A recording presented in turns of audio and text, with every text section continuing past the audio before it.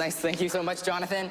What I'm going to have you do is, as I go through the cards, just say stop at some point. Stop. Right there? Yeah. All right, we're going to take the next card from where you stopped, and we can all take a look at what it is. You have the Queen of Spades. So I'm going to let you hold on to the Queen of Spades, and I want you to take it, hold it horizontally, and then tear it neatly in half. Okay. All the way down, neatly in half. Perfect. All right, now what I want you to do is take one piece and just place one on top of the other. Yeah. And then you're going to tear it in half again along the side there. One turn, and you know what? We're going to do it again. Yeah, one more time. You really called the wrong guy up here. Feel that? There's nothing. I know. There's nothing. Okay. One more time, put all the pieces again, tear it one more time. You get 8 equal pieces with the cards. Almost. All right, there you go. Round of applause for the perfect show and perfect strength. Go ahead, take the pieces, place them face up there on the table, and I also have a few paper clips here. Go ahead and just select one of those paper clips. All right, now I'm going to paper clip all of these pieces together, but I'm going to let you hold on to one of your pieces first. The rest gets sealed with the paper clip. Now go ahead, take your piece, show it up to the camera so that the audience can see the distinct tear you've created. That tear is only matched by the rest of the pieces locked in the paper clip. But from the right light and angle, we can get something else. Sealed in a paper clip, and this is my student ID. Now, the strange thing is, all of the pieces are gone, and I normally keep this ID in my wallet, so if what was in my wallet is now here in my hands, maybe we'll find all of your pieces inside of my wallet. Inside, I don't have a bunch of pieces, but what I do have is one single card. Now, you selected the Queen of Spades. I'm holding the Queen of Spades, but it's missing one piece. So I want you to verify for proof positive identification. Do the 2 cards match perfectly? They really do. Look at that. That's a perfect right match. there. Look How at about that?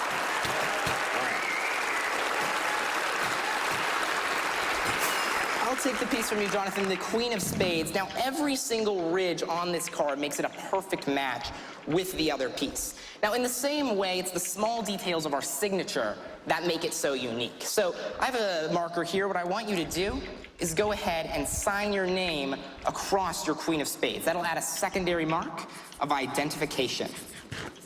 Excellent. Now I'm going to take the marker, and I'm going to also just put my initials here on the Queen of Spades, just like that. Now, theoretically, as a magician, I can restore this final piece onto the card, but that would remove the tear that's proof of the magic. Instead, it would be far better to turn this piece over and restore it backwards, so that we get your initials on the front, my signature on the back. You can hang on to that. Thank you so much for helping me, Jonathan. Wow. I saw a magician perform magic. Thank you, everybody.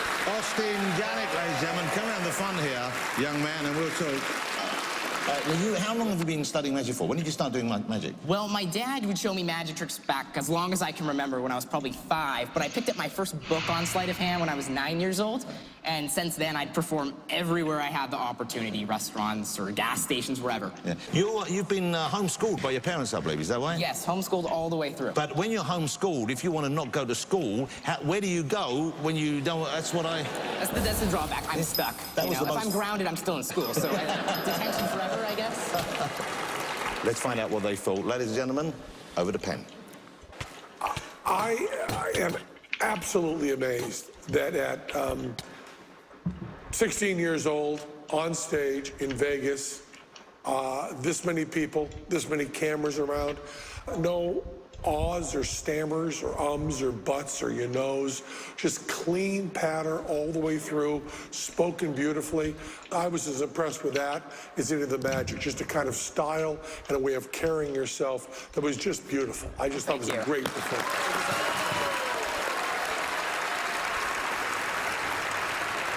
And then your sleight of hand was the same way. Everything was just clean and well rehearsed. The twisting the aces, which I think Derek Dingle trick, which had a little kicker in the end, which you changed on there, was done beautifully.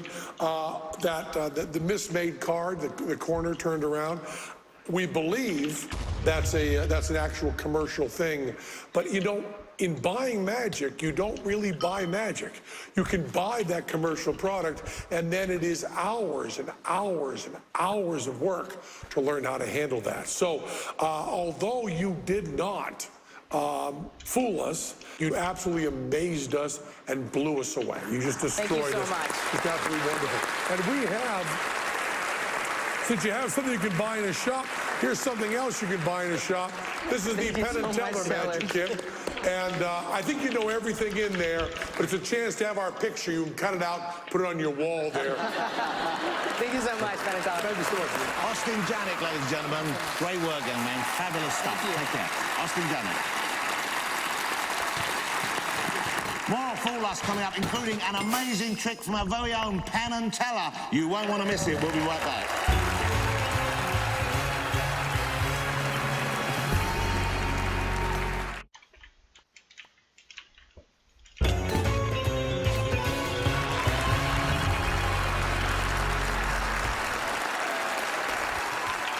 Welcome back to Penn and Teller Fool Us. It's time to meet our next fooler. Hi, I'm the amazing Allison. I live right here in Viva Las Vegas. I'm a mentalist. I love my Krav Maga. I shoot guns. I ride motorcycles. I'm a really badass girl. My father... From the Penn and Teller Theater in Las Vegas, Nevada, here's our host, Jonathan Ross.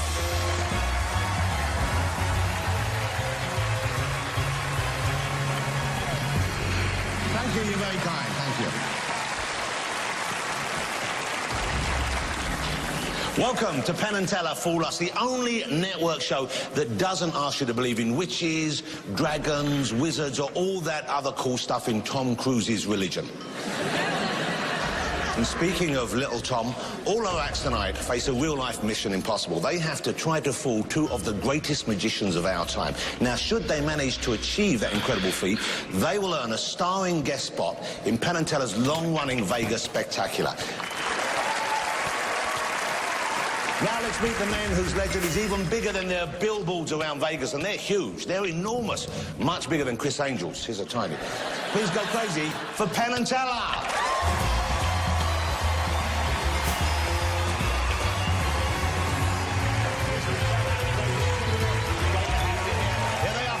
Ladies and gentlemen. Backstage, I've spoken to some of the guys.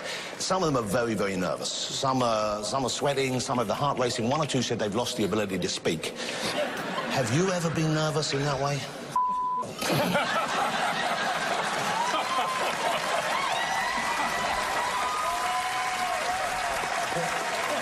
Ladies and gentlemen, it's Penn and Teller. You get yourselves comfortable, gentlemen.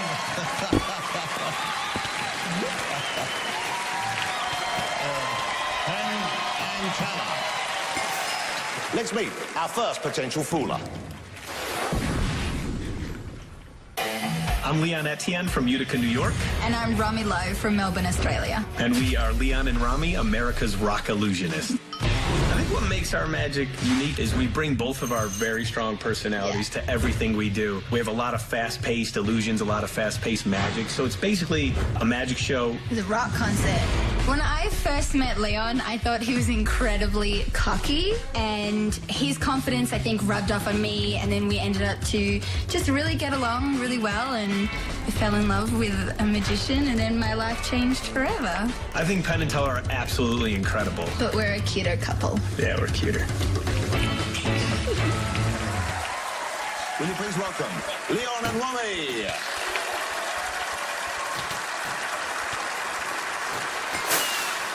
My name's Leon. And I'm Rami.